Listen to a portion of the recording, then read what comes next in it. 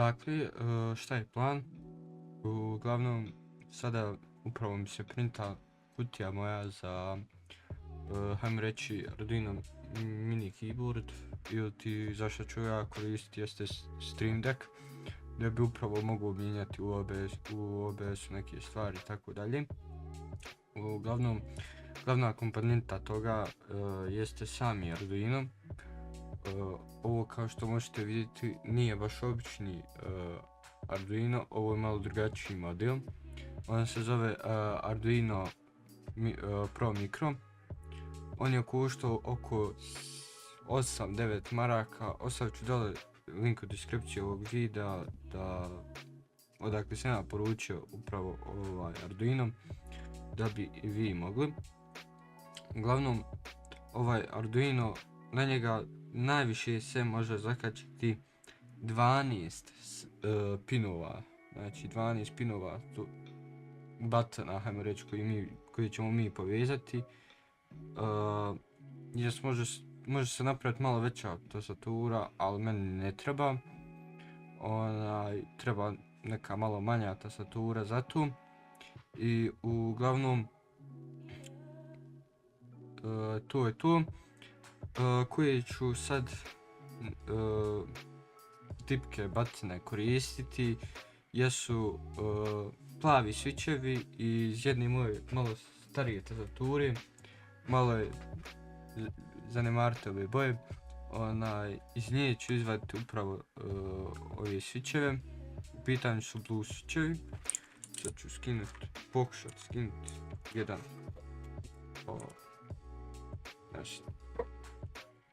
Ne. Evo, sad ću skinuti ovaj jedan baton. To je ovo jedno, ne znam kako da ga nazovem, ali uglavnom možete vidjeti ove switcheve, ove plavi switcheve. Oni su zalemljeni za ploču, tako da ću morati sa lemilcom da ih odlemim i uzet ću ih tačno 12. I onda neću uzmat ove, ne znam, sad zaboravio sam tačno kako se zovu, ali ne vezi. Neću uzmat ove zato što na njima već pišu slova i tako, nego ću isprintat sebi keycaps, isprintat ću ih. I sad još jedan fazon što je kod ovoga jeste to što, na primjer, sad da ja stavim da mi jedno dugme bude na primjer F1 i F2 ili F3, na primjer sad da imam nešto upaljeno i da slučajno, mislim ne slučajno, nego da hoću da pritisnem F1, tu će mi isto biti kao da sam pritisnuo na ovoj manjoj tastaturi ili na ovoj većoj tastaturi. Tako da ja sam došao s jednim rješenjem, tako što ću staviti da kada pritisnem prvo dugme, tu ću sad ostaviti neku sliku da vam možda jasnije bude. Znači, uzet ću tastaturu i prvo dugme na tastaturi kada pritisnem, ono će, kompjuter će razumjeti da to nije jedno dugme, nego da je to Alt, Ctrl i još neki broj ili neko slovo. I onda se neće miješati s mojom tastaturom, jer sigurno ja neću nikad pritiskat Alt, Ctrl ili šta već i neko slovo ili neki broj. Tako da to će mi biti puno lakše. Mislim, malo je veći kod, ali nije uopšte teško to. Tako da sad ćemo prijeći na sklapanje i onda ćemo na kod prijeći.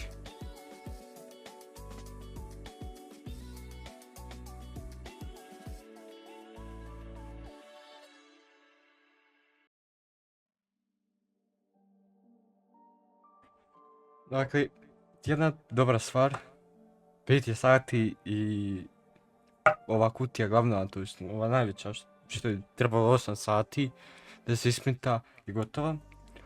Ali jedna loša stvar jeste ovo.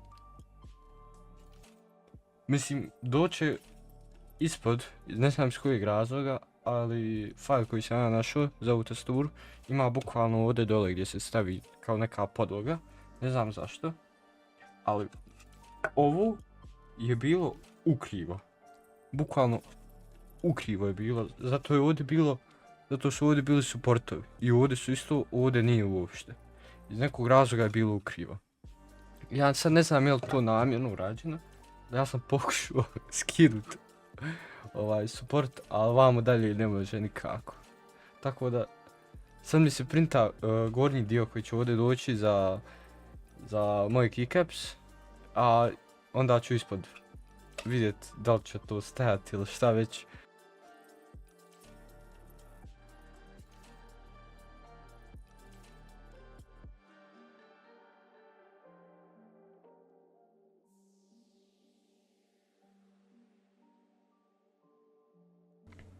Znači sad dok nam se printa gornji dio od našeg, hajme reći, Arduino Stream Decka, mi ćemo uzeti našu, znači, tastaturu.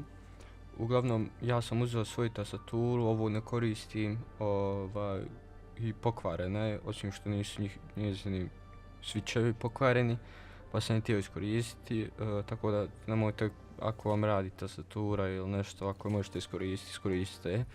Ja sam htio sam da iskoristim ovi switcheve, da je ne bacam. Tako da ja mislim da ima isto i na internetu da se kupi switchevi, tako da ako nađem ostavit ću link u deskripciji ovog videa, tako isto i za sve stvari koje sam 3D printu i sve što sam koristio u ovom videu, znači od Arduina do switcheva.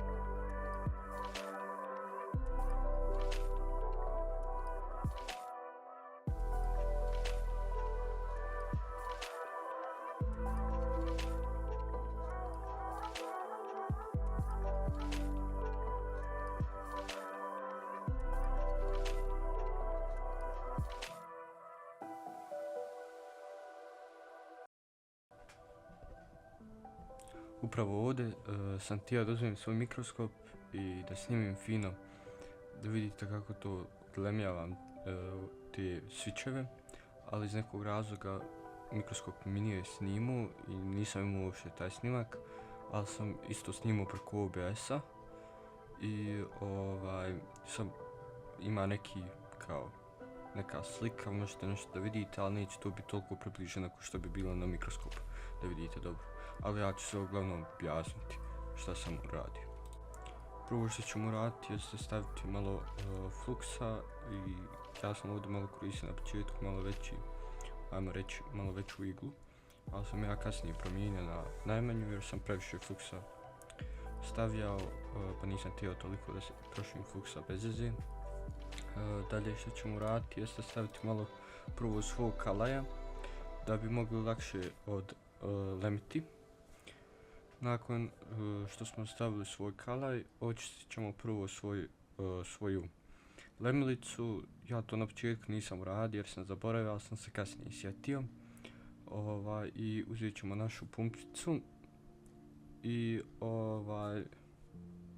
stavit ćemo lemilicu, ugrijat ćemo malo naš lem i to gdje ćemo da odlemimo i polako ćemo pumpicu da pritisnemo da bi ona izvukla taj lem koji smo mi stavili.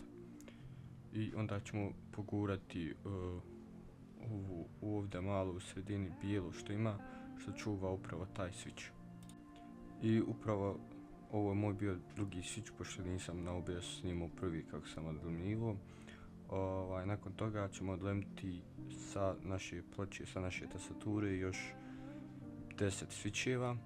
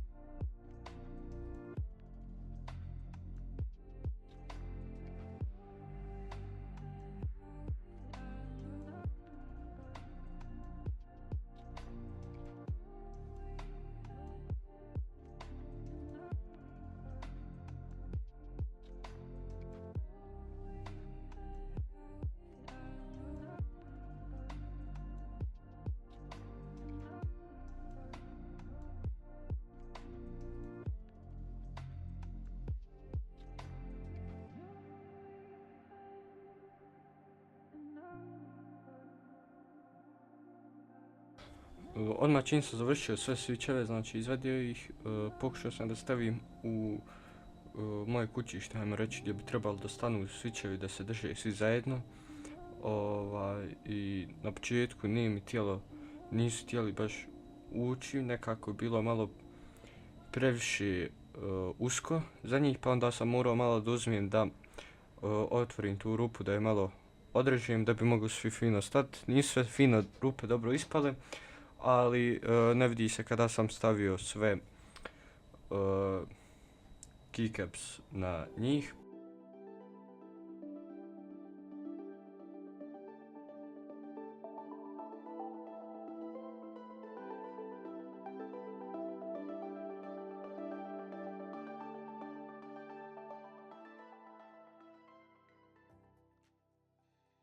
Ovo mi je baš uzelo, znači baš puno vremena da uradim sve, znači svaki da svaku tu rupu malo da je proširim, uzelo mi oko možda jedno 20 minuta, pola sata vjerovatno.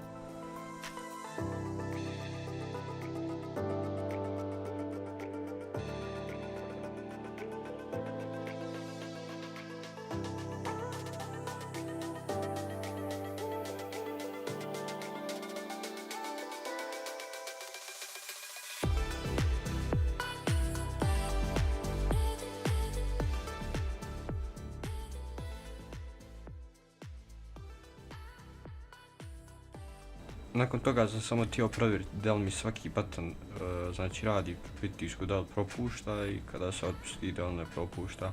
Ne znam zašto prije nisam radio da provjerim, ali evo sad sam provjerio i svaki je odlično radio.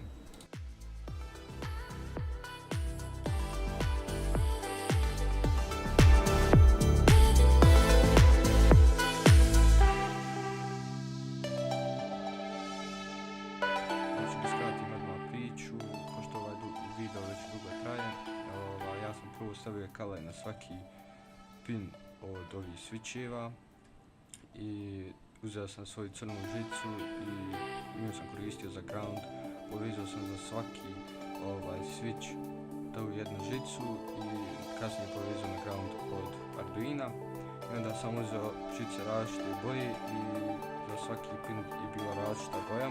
Nisam imao sam, ajmo reći, 3-4 različite boje i onda sam samo mijenjao te boje da ne budu u istom redu i povezao sam znači na pinove koji se nalaze u kodu, koji se ti band pinove koji se mogu sam koristiti na switcheve i to.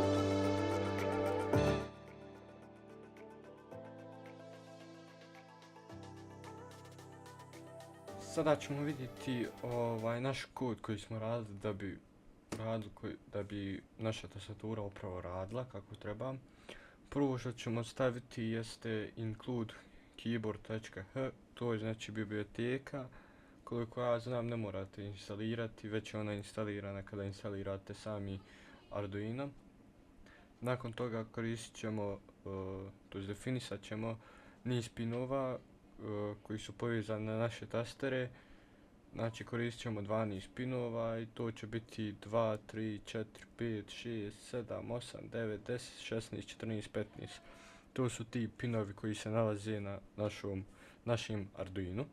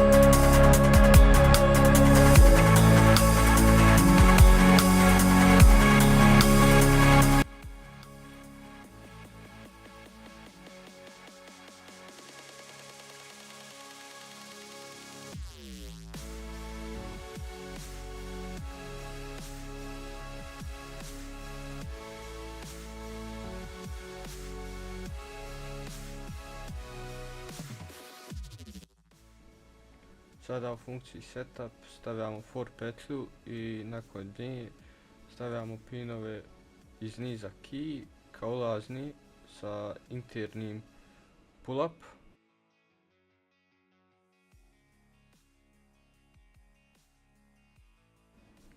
Što znači da će ovaj pin uvijek biti upaljen, znači high, osim kada se tester pritisne i poviši na ground. Ovdje sam stavio serial.begin, on se koristi za definisanje da bi mogao koristiti serial monitor i također keyboard.begin da bi upravo ova biblioteka počela s radom.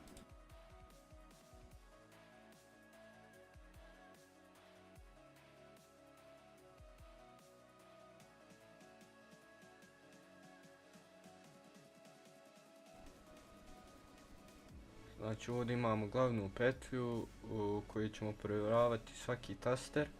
Ako se taster pritisnut, onda je pin low ili ti ugašen.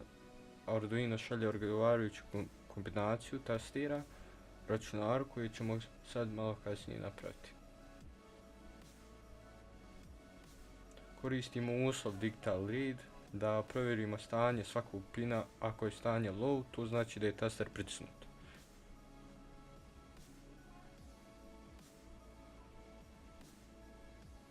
Zatim ćemo koristiti debugging kako bi smo osigurali da jedan pritisak tastera se ne registruje više puta. To je ono što sam govorio i na početku.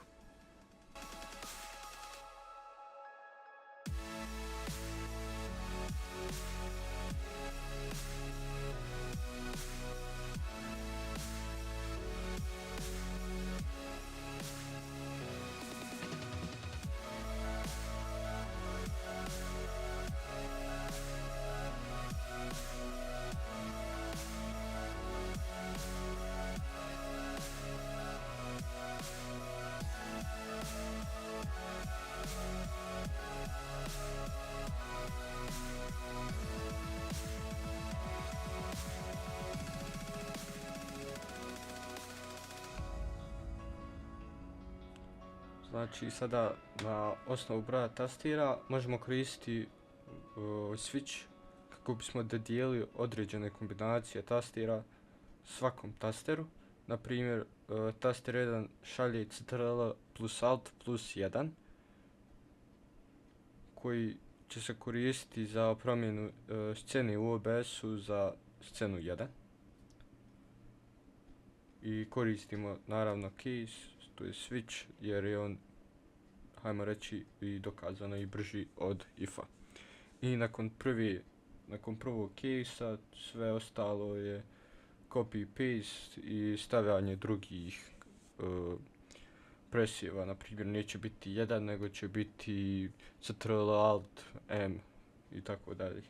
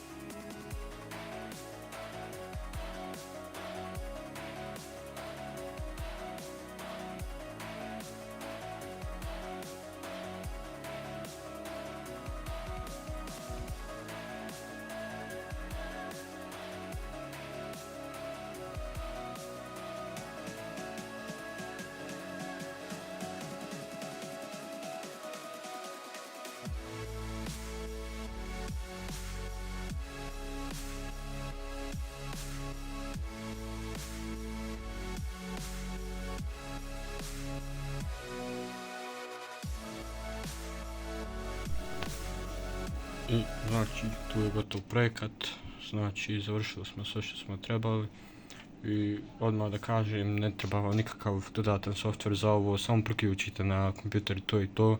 Znači koristim ovo već par dana i super mi radi. Na primjer sad da hoću da upalim svoj Visual Studio Code, mogu da pritisnem samo dugme i moj Visual Studio Code će se upaliti kao što možete vidjeti. I ako vam se svidio ovaj video, ostavite like i subscribe i vidimo se u sljedećem videu i to bi bilo to.